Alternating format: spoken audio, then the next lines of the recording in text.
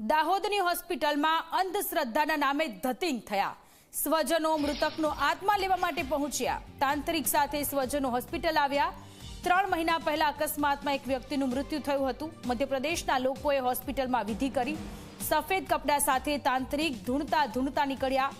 દાહોદની આ હોસ્પિટલ કે જ્યાં 3 મહિના પહેલા એક વ્યક્તિનું મૃત્યુ થયું હતું। મધ્યપ્રદેશથી તેમના પરિવારજનો આવ્યા, હોસ્પિટલમાં ગયા અને જે મૃત્યુ પામ્યા હતા એ વ્યક્તિની આત્માને લેવા માટે આવ્યા હોવાનો દાવો કર્યો।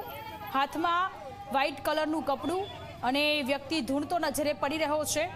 તાંત્રિક આત્મા લેવા માટે આવ્યો, મૃતકનો આત્મા લેવા માટે દાહોદ હોસ્પિટલ ખાતે પહોંચ્યો। અંધશ્રદ્ધાના નામે હોસ્પિટલમાં ધતિંગના આ દ્રશ્ય સામે આવ્યા કે જ્યાં એક મૃત્યુ પામેલા વ્યક્તિનો આત્મા લેવા માટે મહારાષ્ટ્રથી કેટલાક લોકો આવ્યા, પરિવારજનો આવ્યા અને આ વ્યક્તિ ધૂણતો દેખાઈ રહ્યો છે। તેના હાથમાં જે વ્હાઇટ કલરનું કપડું છે તેમાં તેમના સ્વજનની આત્મા હોવાનો દાવો કરી રહ્યો છે।